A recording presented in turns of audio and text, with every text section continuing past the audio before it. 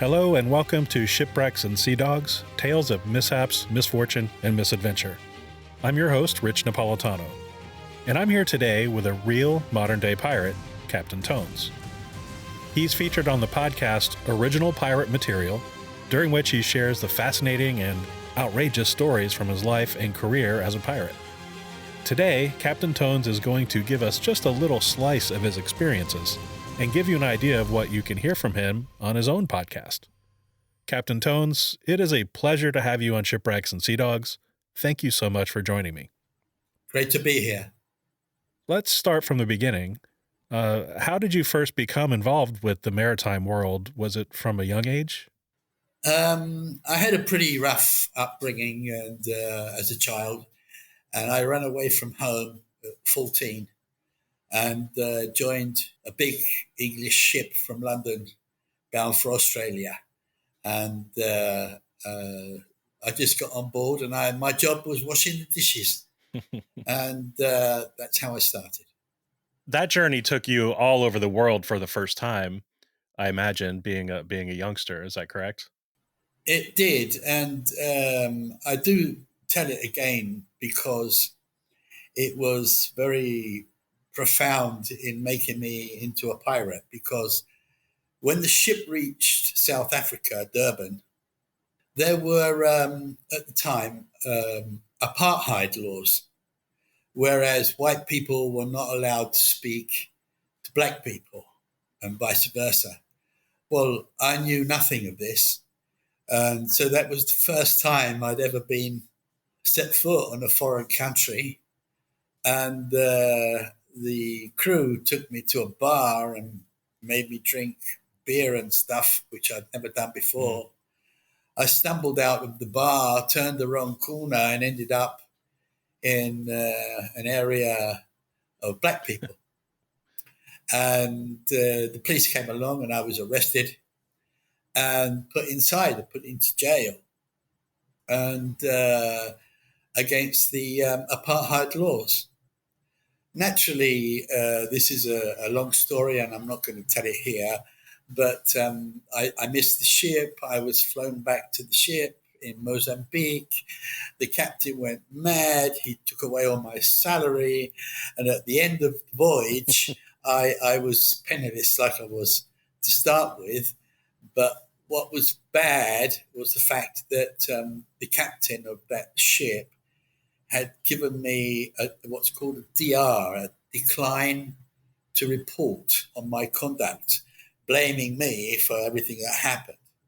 So naturally, it was very difficult to get another ship.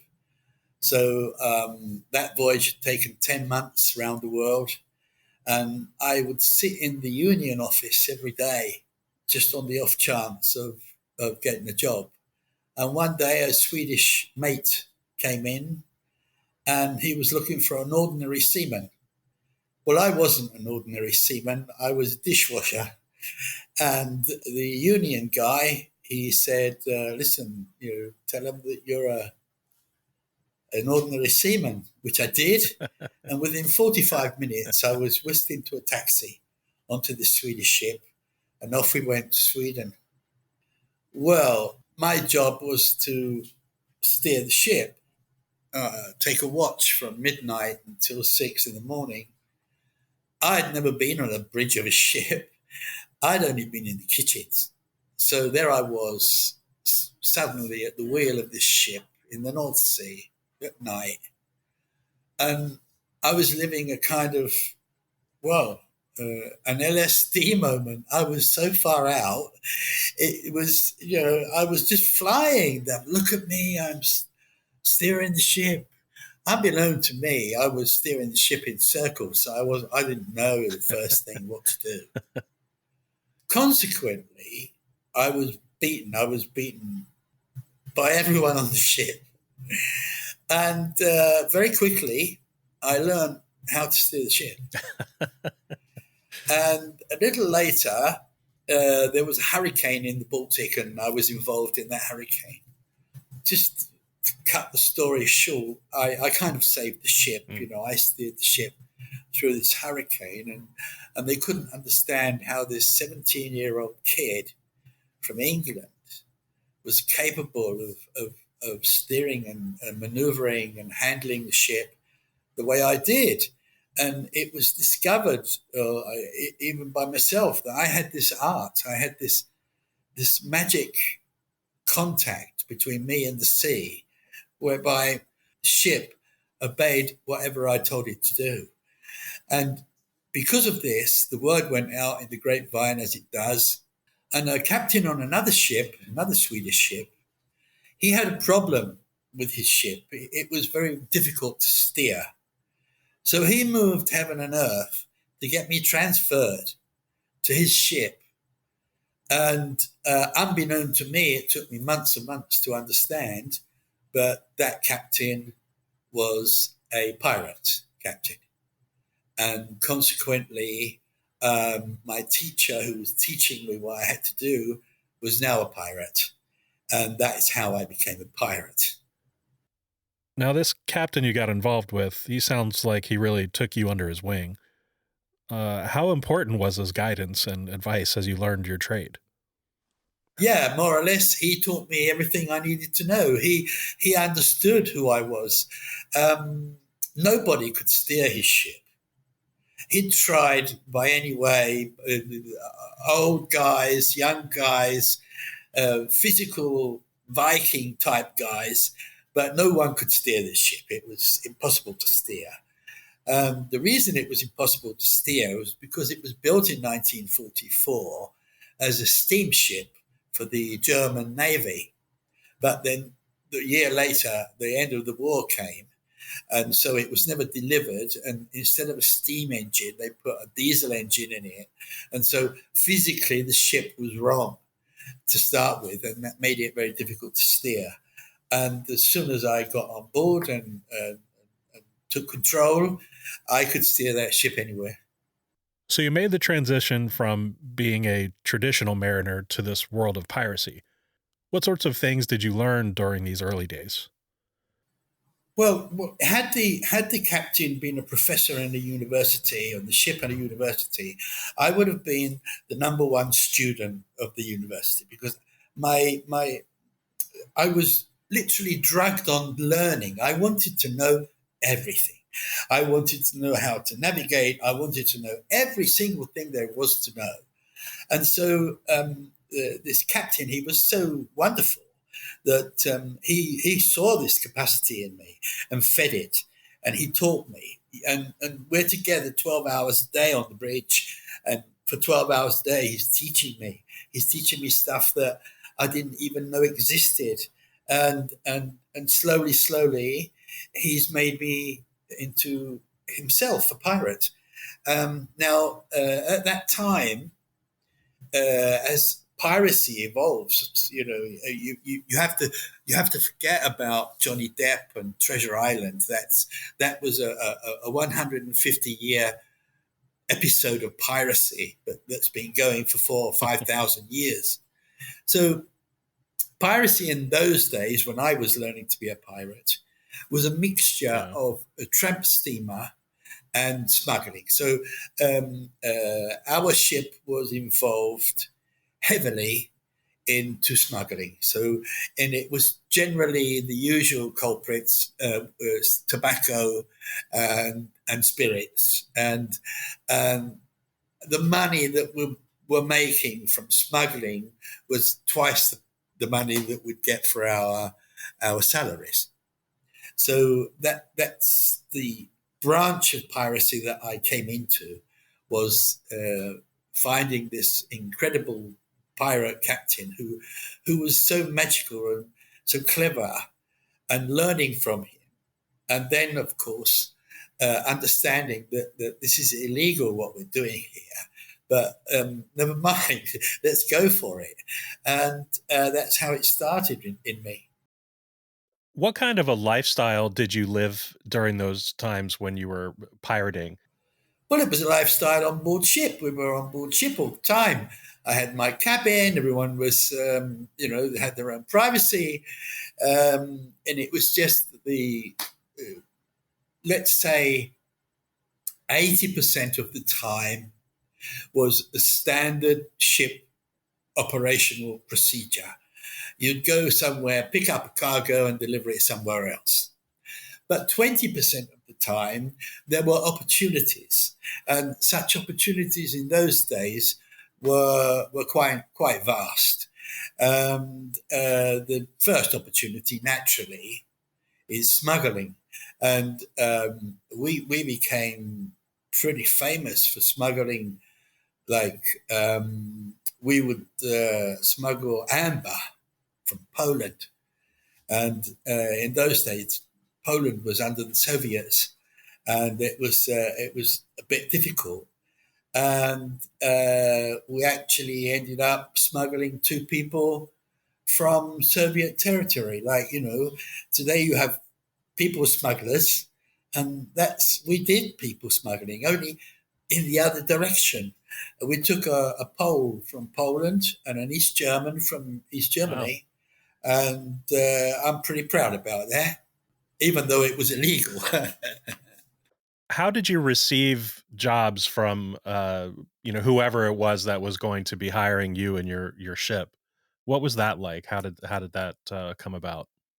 Most of the jobs we invented ourselves. We didn't receive a job to do. If it was smuggling, it was our own invention of smuggling, be it cigarettes, be it whiskey and aquavit, or be it famously amber. We're talking about blocks of amber as big as a head, these big blocks of amber that we would paint black and put them with the coal. So, even when the customs came on board, they would, there's no way they would find this amber. And so you invent with opportunity. But, of course, that level of piracy is pretty base level, that, that there are hundreds of thousands of little tiny pirates that could do that job. So in the 70s, I decided to break out on my own and become my own pirate captain. And I based myself in a city called Hull in the north of England. And they were going through a pretty bad economic downturn at the time. And barges that they used to transfer the stuff up the rivers, like you have in America, you got big rivers, big barges. Our rivers are smaller with smaller barges, but they're doing the same job. They were like going bankrupt. So I started buying these barges up, and I was taking barges to Belgium, to Holland, to Scotland, to France. I was taking barges everywhere. And I took 11, for example, to London that are now used as houseboats and are worth like $1 million each. Wow. I must have sold them about 700. But so I started my own piracy that way.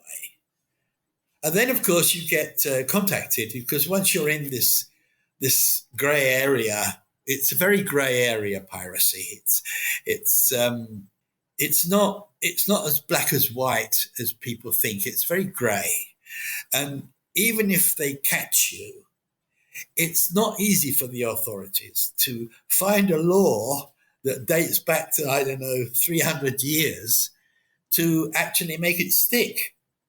So you do have a lot of leeway in how and when you do break the law. And they know this and you know this, so it's a game of cat and mouse.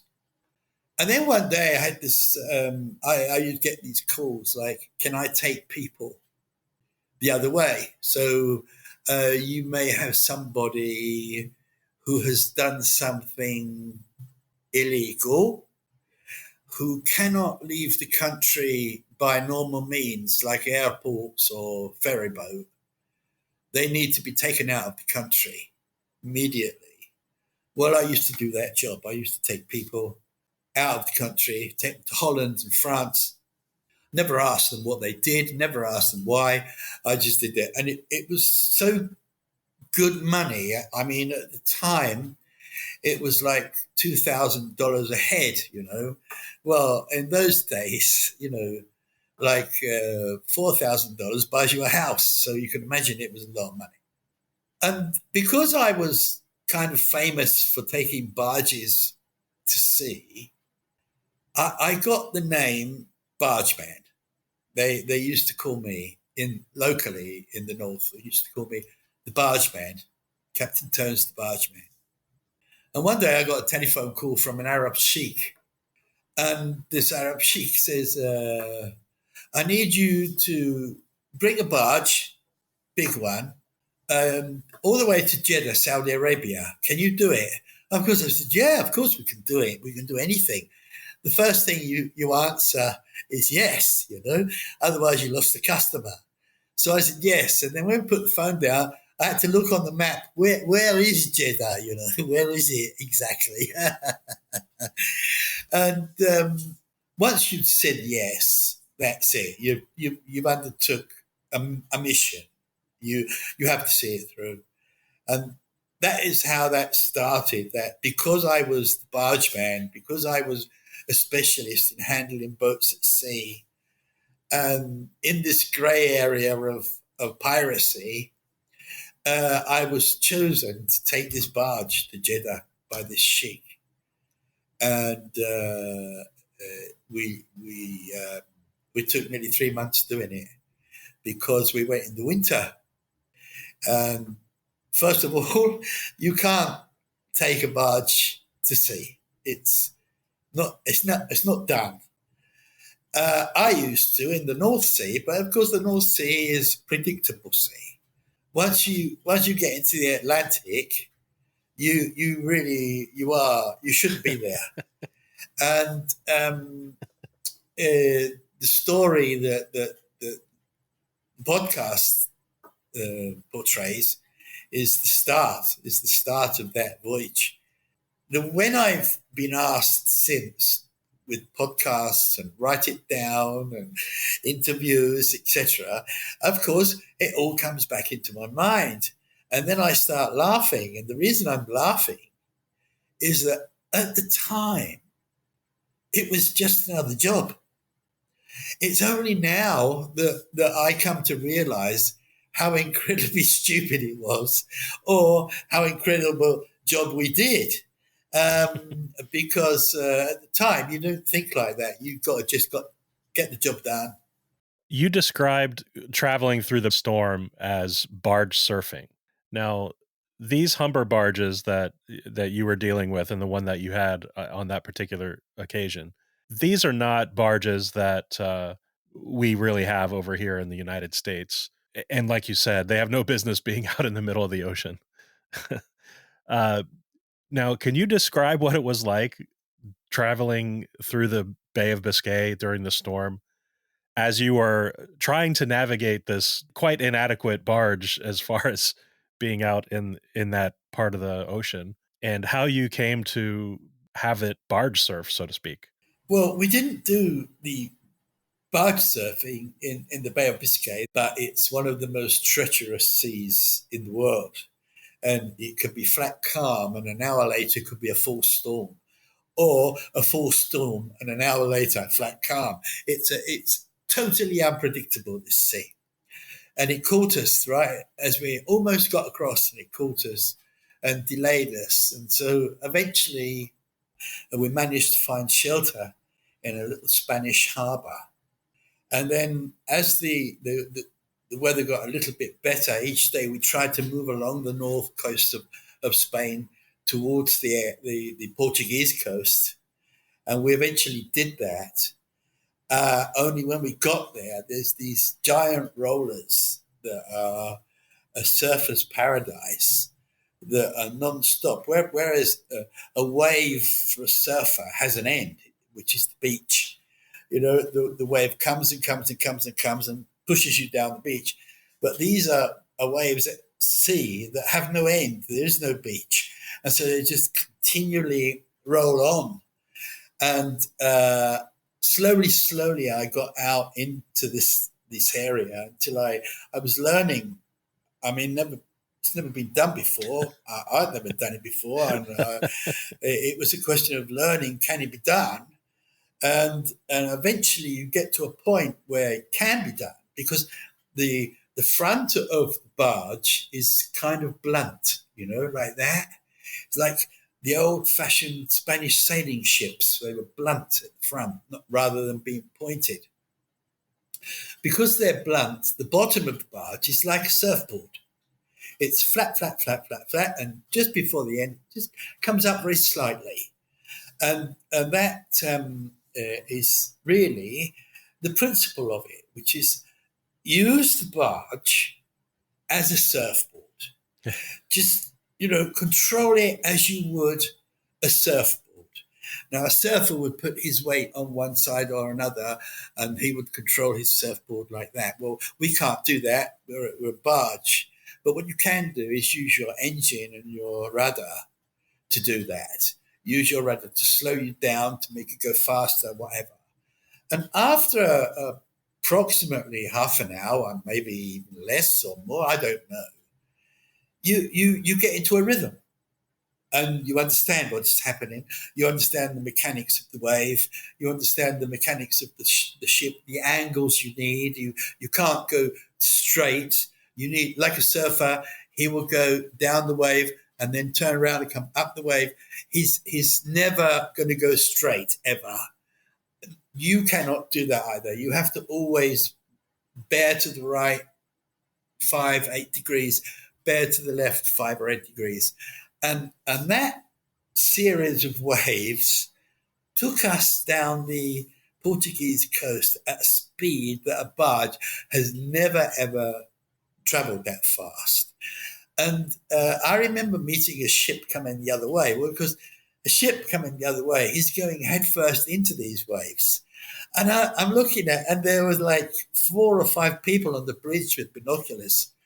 And they're watching me, and I'm watching them, and I knew what they were saying. They were saying, "How can you do that?" And I'm saying, because you're fighting the wave, you're going into it, I'm coming with it, and it must have saved us perhaps as much as a day and a half. So we'd already lost about 10, 12 days, and so to gain a day and a half was wonderful. It was really good. And of course, when we arrived in Gibraltar, shortly after that, we're gassed up. Great, we've done the hard part. We've been through the Atlantic and the storms and the waves. Now we're in Gibraltar, flat, calm, Mediterranean, great. But that's when the problems started. Why was it that you were arrested in Gibraltar? What did they charge you with? The harbour master, the captain of Gibraltar Port, was a lunatic. The problem wasn't us. The problem was him. He was a complete lunatic.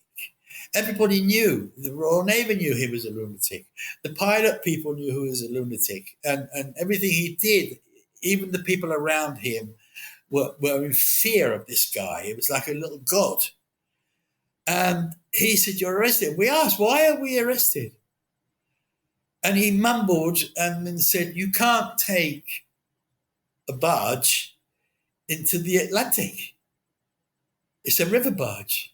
I said, "We're not in the Atlantic anymore. We're in the Mediterranean now." And he said, "But you came here via the Atlantic. So I've sent all my findings to the Board of Trade in London, and we have to wait for them to decide what to do." So he was hiding behind laws that didn't exist, really. But because he's a bureaucrat, he knows there's nothing you can do about this. You just have to wait, and if maybe even a year to wait. When they arrest anywhere in the world where they arrest your ship, it's your ship that is actually physically tied up to the dock and cannot move.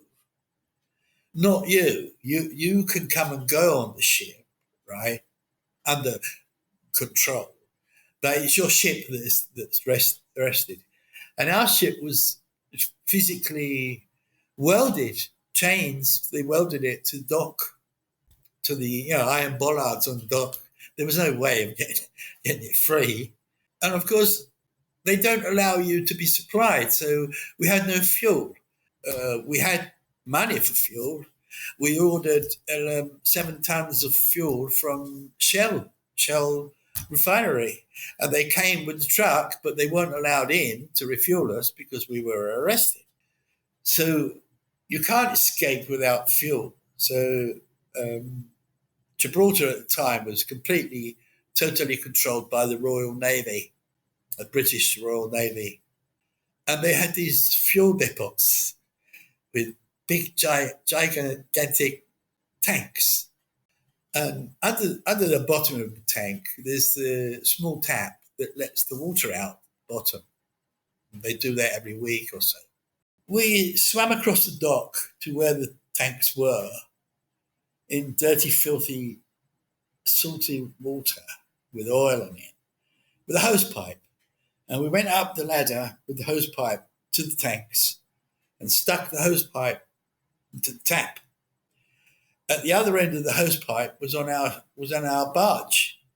And so open tap and stay there. It took several hours because it's only a small tap. And the fuel oil would filter through. And after about 2.5 hours, we were full. And we managed to take several tons of Her Majesty's fuel oil from the Royal Navy and fueled up the ship. And we'd cut through the fencing and we put that back together so no one could see what had been there. And now we had fuel. And once we've got fuel, we're happy now because we know we can get away. So every day it was hacksaw blades, not the hacksaw itself because they can see that. So you get a hacksaw blade, and one end you wrap cloth so you can get hold of it. And then slowly, you saw through these chains. And it took us like 4 days to saw through these big chains until there was just a little tiny bit of metal left on the chain. And then, of course, when I gave the word, you hit that chain, the chain falls apart, you're free, you back out and escape. And it was that escape from Gibraltar when they had 3 vessels that could have stopped us. It was luck, a lot of luck, but some judgment. And the fact that we outwitted 3 Royal Naval vessels, well, the word got out everywhere in pirate grapevine what we had done. And because everywhere we went, we were famous already. So I went from being a small pirate to a larger pirate without even knowing that it happened. Because what you don't know is that a lot of your peers are watching you all the time. You think you're alone, but you're not. You're being watched, not by the authorities, by your own people, because they want to know, is he going to get away with it or not? And we were being watched. By the time we arrived in Malta, that's halfway through the Mediterranean, the word had got out and we were quite famous. Yeah. And you were able to slip away from Gibraltar from the lunatic officer in charge there? We were able to slip away, but it wasn't that easy.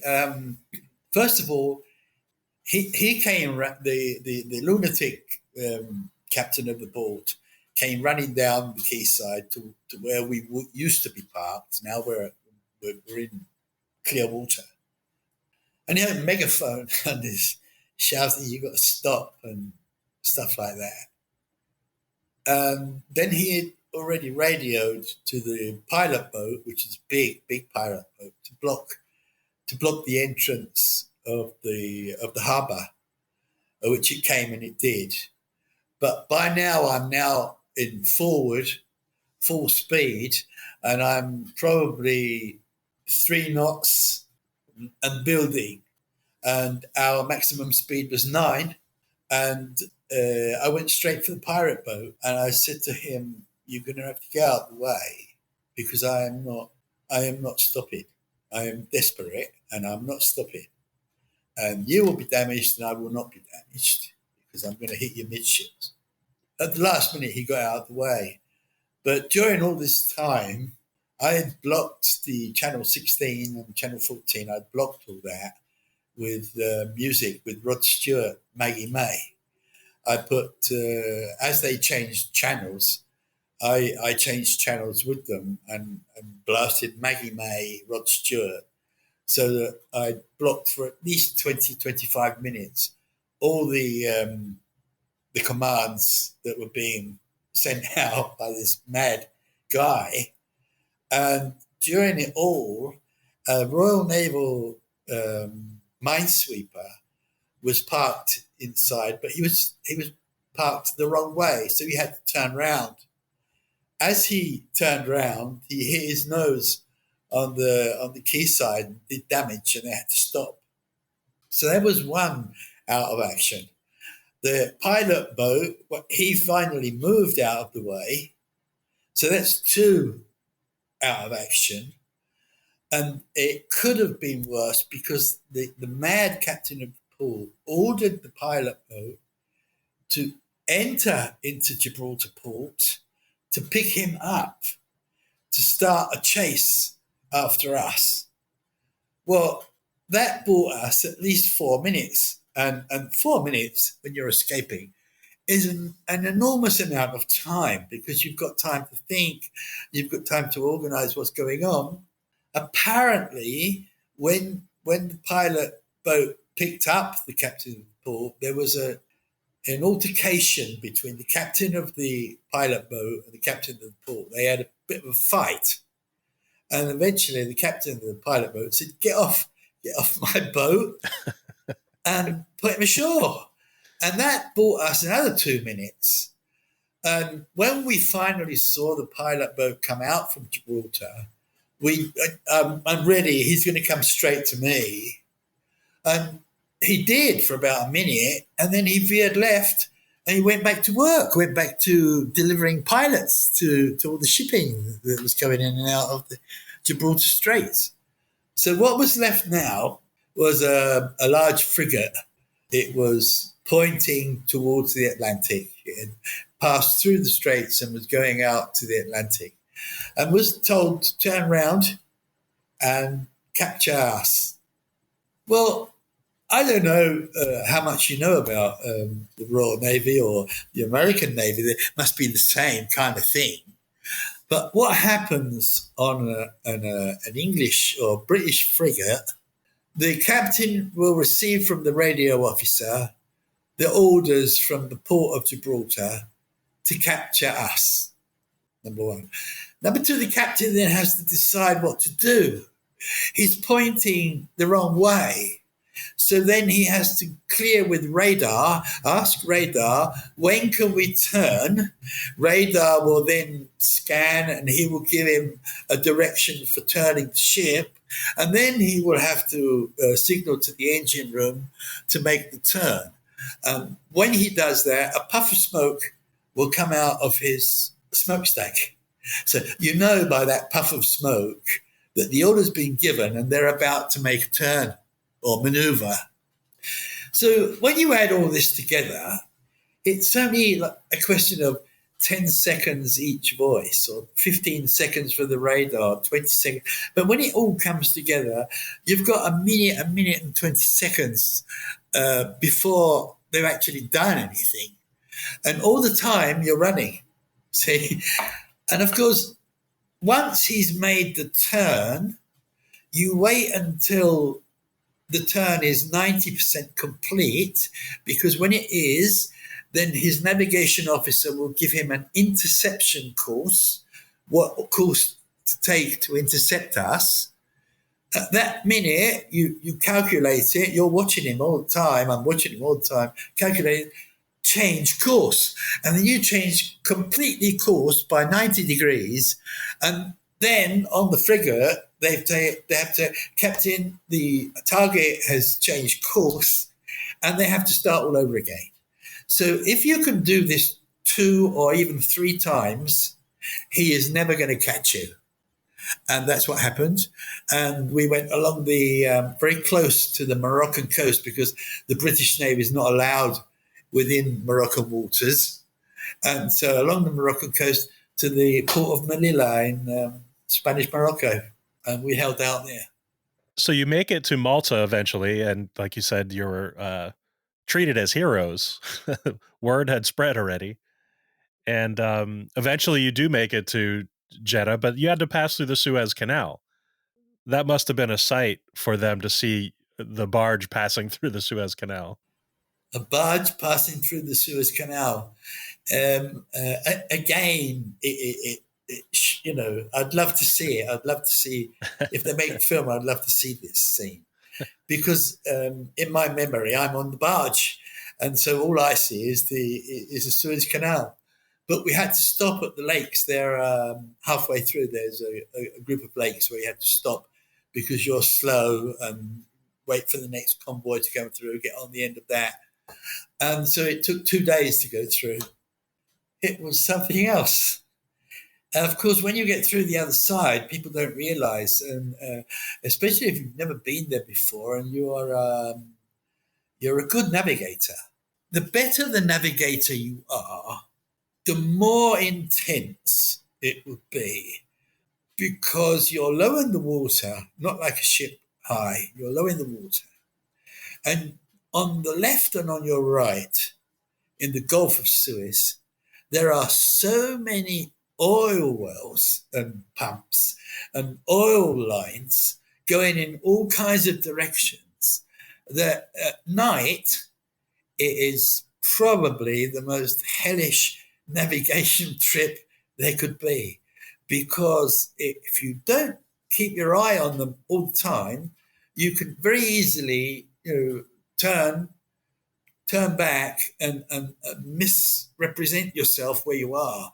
And a couple of times I had to slow down just to check where I'm in the right course or not. It was very difficult. That was probably more difficult than the barge surfing.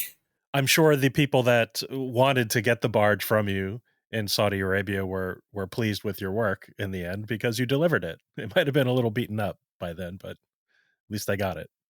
Yeah, I delivered it on Boxing Day. That's we call that. I live in Italy, so it's St. Stephen's Day. It's the day after Christmas, and they just said, "Oh, thanks very much, goodbye." I said, "Hold on a minute, what goodbye?"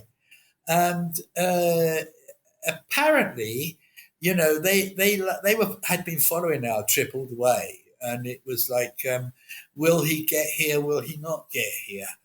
And I'm suspicious that although gambling is not allowed in Saudi Arabia, I think that they were betting one way or the other. I imagine they were. Once you get there, once you complete the mission, then the word goes out in the grapevine that you've completed this impossible mission. And of course, your ratings, you don't know this, but your ratings go up even higher within the pirate community in Grapevine. You don't know this is happening. You find out kind of later. And naturally, I was offered all kinds of other work, which was extremely interesting and mostly very diverse. And of course, if you don't get there, if you fail and you don't get there, you're a loser. You're never going to work again. No one's going to give you another job because you failed. That's how stark reality is in the world of piracy.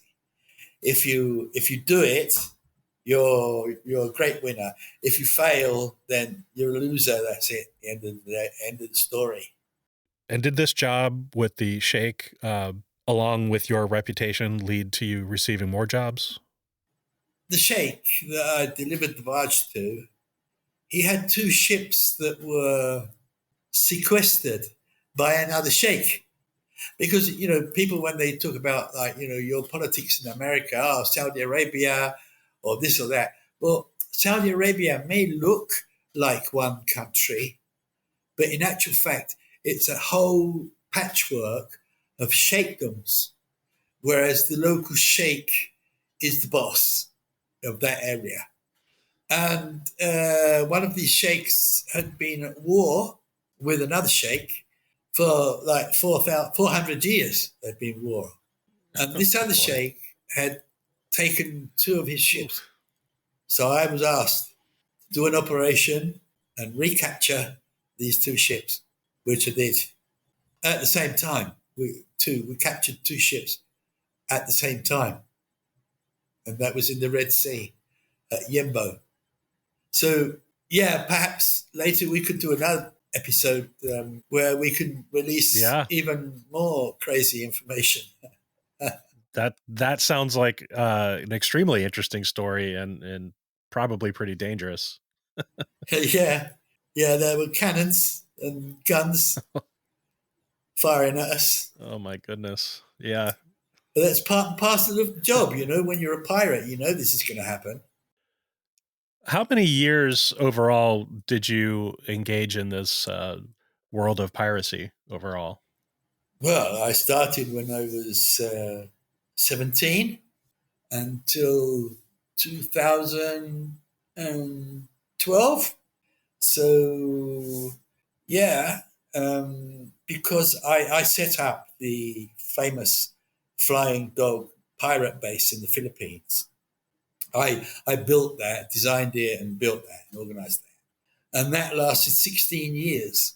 And that was very, very, very interesting place because pirates would come from Taiwan, the Sulu Sea, the Celebes Sea, South China Sea, and further afield, and meet. It was just a meeting place. No pirate stuff took place there except for meetings and get to know you and stuff like that. So although it wasn't going out sailing and capturing ships, it was a very profound moment of my pirate life, being a kind of ambassador or kingpin of all these various groups of pirates, and getting to know them, getting to bind them together. I think I did a pretty good job. Yeah. Related to your life on the seas and all that you've experienced, you have some thoughts and concerns about the overall health of the ocean, if I understand. Could you share those with us? People don't know that about certain pirates, like myself, like lone fishermen on canoes in the South Pacific. These people are called sea whisperers, and they have an ability to connect entirely through empathy with the sea. They completely and totally understand the sea, what the sea is going through, whether she is in pain, whether she is happy, whether she is angry. They know this. And at the present moment in time, there are 1 or 2 seas in the world, especially the North Sea, where I started, that are in pain, dying through toxic waste, dying through diabetes drugs, antibiotic drugs, cocaine, you name it. It eventually all gets into the sea, and it upsets the balance of the microorganisms in the sea. If people were to understand one simple fact, that in 1 liter of seawater, there are 3 billion, with a B, billion microbes.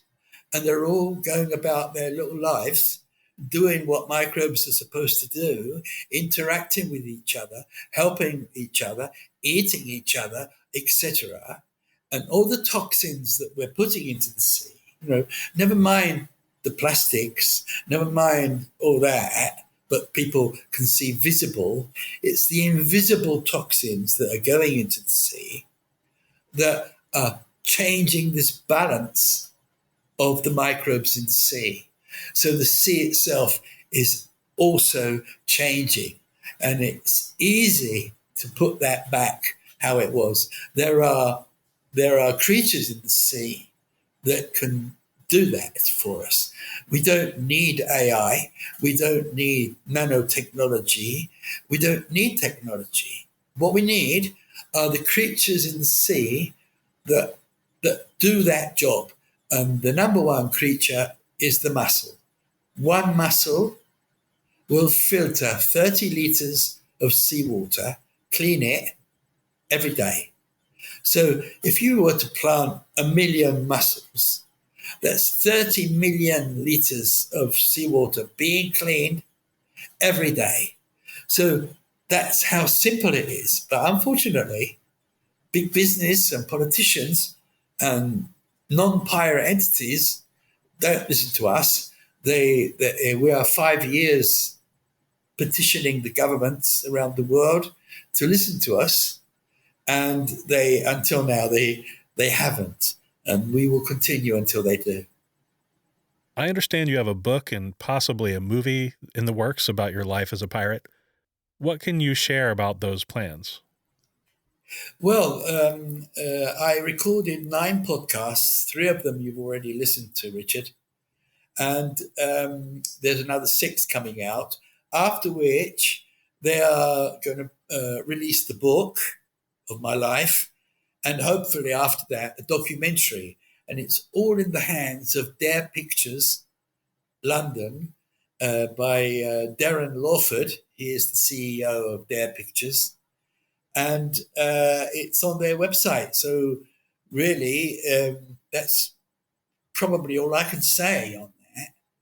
And I want to hear the other podcasts also, because they were recorded a year ago.